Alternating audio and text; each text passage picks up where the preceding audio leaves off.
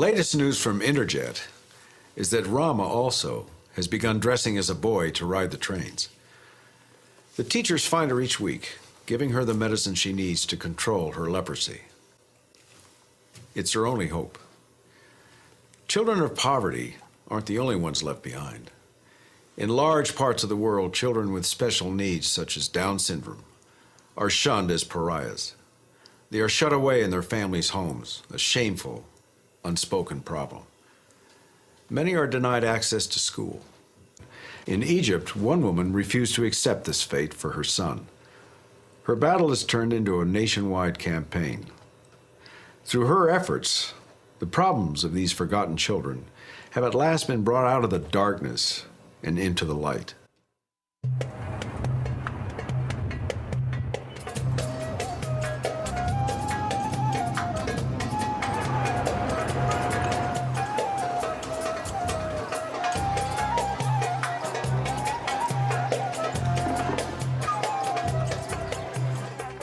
In Cairo, where most of the Egyptian population lives, the public school system is bursting at the seams. In some schools, there can be as many as 60 or 70 students in a single classroom. It's no wonder that parents of children with special needs have few options to educate their kids. Saif and Omar are twin 13-year-old boys. Saif is autistic.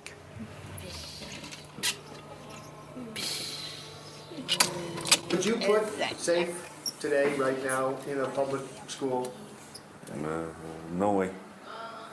No way, because the number of students, it's not accepted. The students, it's a lot. Every class, it's have something like 40 students per class. And it's very difficult for the teacher to learn him, and the students also itself not accept this guy, yeah. And Saif's parents had the same problems trying to place him in a private school. Objective إن هو كل المدارس عايزة تاخد أحسن طلبة. إحنا mainly كنا متجهين إن إحنا بندخله في البرايفت سكول. فكانت مشكلتنا حتى في البرايفت سكول إن هم مش قابلينه على أساس إن هو عنده مشكلة فهو مش هيبقى شاطر فهو هيبقى عندهم مشكلة في تعليمه فهم هيبذلوا مجهود فكانوا بيرفضوه. ما بيقبلوش الحالات الخاصة على أساس إن هي مش هتبقى من الأوائل أو هتبقى مش شاطرين أو هتبقى فيه سهولة في التعليم محتاجة مجهود. 1 2 3 4 5 6 7. Very good girl. I'm so proud of you. I'm very proud of you. I know you can make it. You can always make it, Jamila. Not only is there a placement problem in public and private schools, Egyptian culture has not easily accepted children with special needs. People don't accept them that easily to be mainstreamed or to be, you know, like they always feel pity for them. And even some parents, they used to take their kids away from Jamila as if she has a contagious disease or something. Okay. Twinkle, twinkle, where a star, how I wonder what you are. Up above was so high, like a diamond in the sky. I went to some of the centers, governmental centers. They're doing fine, but not on a high standard. Kids are not mainstream. They still have the same idea of these kids has to be in one place, a special place.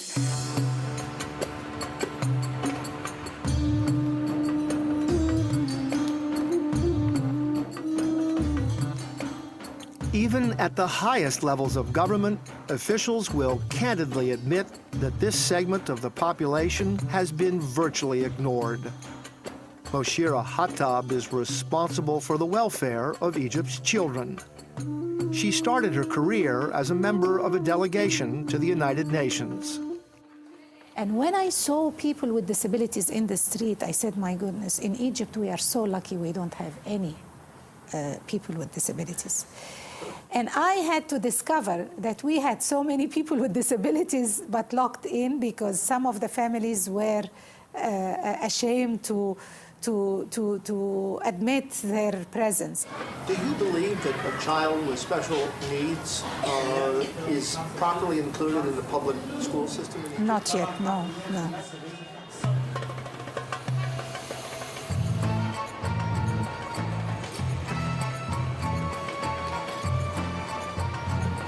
It was into this culture that Dina Abdel Wahab gave birth to a child with Down syndrome.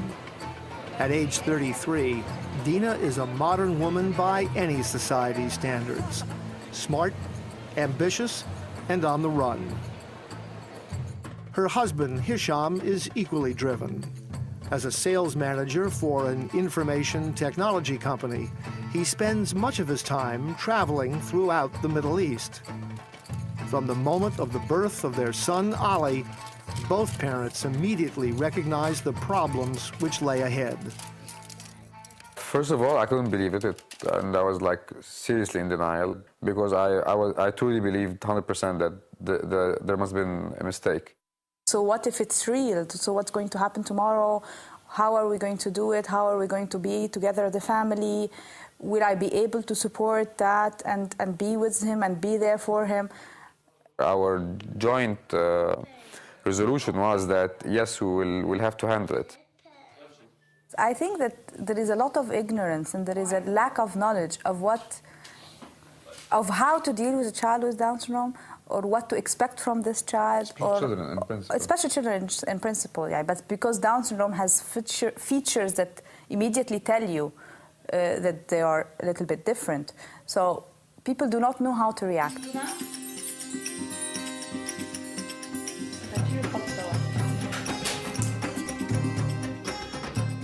Dina refused to accept the way things were. She knew she couldn't change her son, so she had to find a way for him to fit in. So that's when I started looking around for a preschool. It was not an easy task. I went around, a lot of people did not understand what I was talking about. Down syndrome, why do you want to send him here? Maybe you should send him to an institution. It was very frustrating, and I started considering whether should we send him to a special school, because that would be the only alternative, or I don't know, reallocate totally to a different country if need be. Hello. Hi, good morning. With no business experience and no background in childhood education, Dina decided she had to start her own preschool to mainstream kids with special needs and to set an example. This is the junior and the senior class. They're probably having their circle time now. They finished their breakfast, and this is how they start the day. They have breakfast, and then they start their morning circle time, and then they get divided into the different centers of the class. This is our junior and senior class for the French section. We have it's a learning center approach. We have the writing center, we have the pretend center, there is a creative center, the reading corner, and the puzzles area. I had a lot of determination, and I knew my limitation, which I think was very important. I knew that I didn't have enough information about education at that time. I was never an educator. I had little information about how to run a business in Egypt. So what I decided at that time that I would go and subcontract people that had the knowledge. So I got the curriculum from abroad. I got teacher trainers to train the teachers. It was actually getting who knew how to do it best together and forming a team of people who had the knowledge. Yes, that's the stage. My name is Sally Kamel. I'm a business development specialist working with Dina. When she talked to me about the job, she told me business development specialist. What? How come there's a business development specialist in a nursery? So I was very impressed. I never thought there would be such a title in a nursery.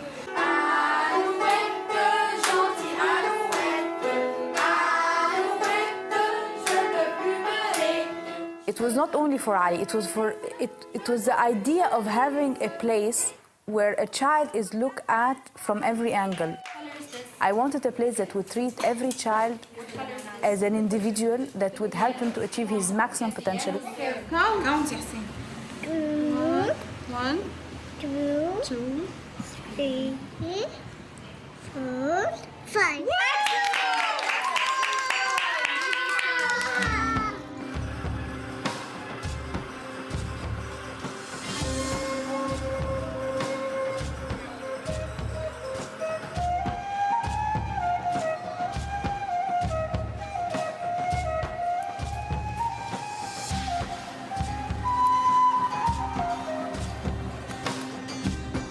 During Ali's short lifetime, just 7 years, change has come to Egypt.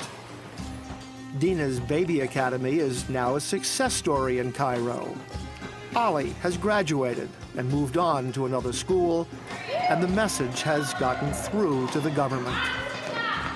If you treat them as right holders, then you are obliged to give them quality education, give them quality service, health service, and integrate them in the society. The most important thing is the integration. You don't rehabilitate them while they are in institutions. No, you rehabilitate them and integrate them in the society because they have to feel that they are part of the society. المستشفيات والمراكز الصحية، مدارس التربية الفكرية، الجمعيات الأهلية، النوادي ومراكز الشباب على مدار 24 ساعة. Ambassador Hattab's ministry has produced educational videotapes for parents of disabled children.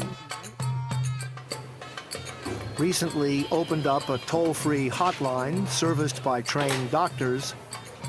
And for anyone with a computer, there is now a website as well. In the first 4 months of operation, the hotline received more than 160,000 calls from parents of children requiring special needs. And a man who calls himself a reformer is now in charge of education for Egypt's ruling party. And he is calling for change. It is the experience all over the world when an educational institution includes kids with special needs that the general standard of the education system becomes better, even for those who has no special needs. The understanding of the teacher, the capacity of tolerance and within the other children. There are so many other spill out positive things on the general education within the education system. The best way is to include them within the general population of kids in different classrooms, not to seclude them or take them into a special school or a special classroom. Do you think that's possible? Yes, it is possible. It happens in other countries. It can happen here. It needs the dedication, understanding, and working hard for it. As for Dina, she's moving forward, as always. This is our first branch for the Baby Academy. We've been renovating it for 4 months now, and I'm quite excited about it because we're expanding, we're getting bigger. We want to open 3 more branches in Cairo, and then I would want to move, to develop it into a franchise and move with it into the Middle East area. Why do I want a franchise? Mainly because I believe that I want to spread my services around. I really want to provide the children in all the area with the same opportunities that are provided here.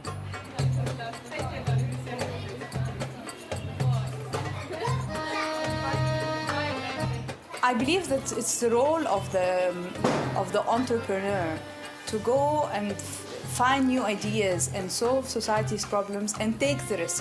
It is easier for me as an entrepreneur to take the risk and to do something that I really believe in as an idea than for a government to do that on a mass scale. Dina's success and her social entrepreneurship all comes back to a little boy named Ali and the dreams both parents have for him. Ali has started engaging swimming for some time now, and he takes like 2 to 3 times a week special training in swimming. We're hoping that he can join sometime the Special Olympics, and he's doing very well in swimming so far, and we have great aspirations for him.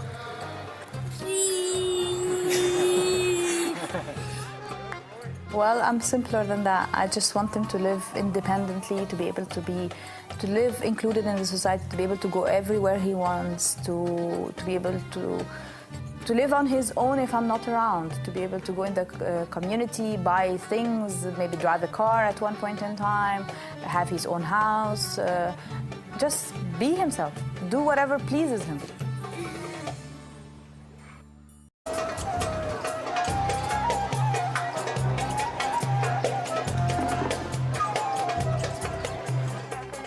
In Cairo, where most of the Egyptian population lives, the public school system is bursting at the seams. In some schools, teachers find her each week, giving her the medicine she needs to control her leprosy. It's her only hope. Children of poverty aren't the only ones left behind. In large parts of the world, children with special needs, such as Down syndrome, are shunned as pariahs.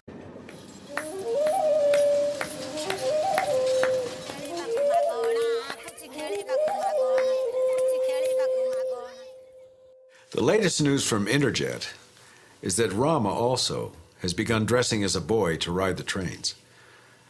The problems of these forgotten children have at last been brought out of the darkness and into the light.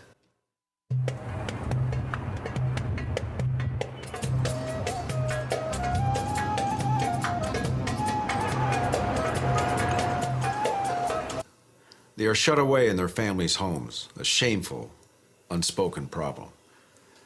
Many are denied access to school. In Egypt, one woman refused to accept this fate for her son. Her battle has turned into a nationwide campaign. Through her efforts,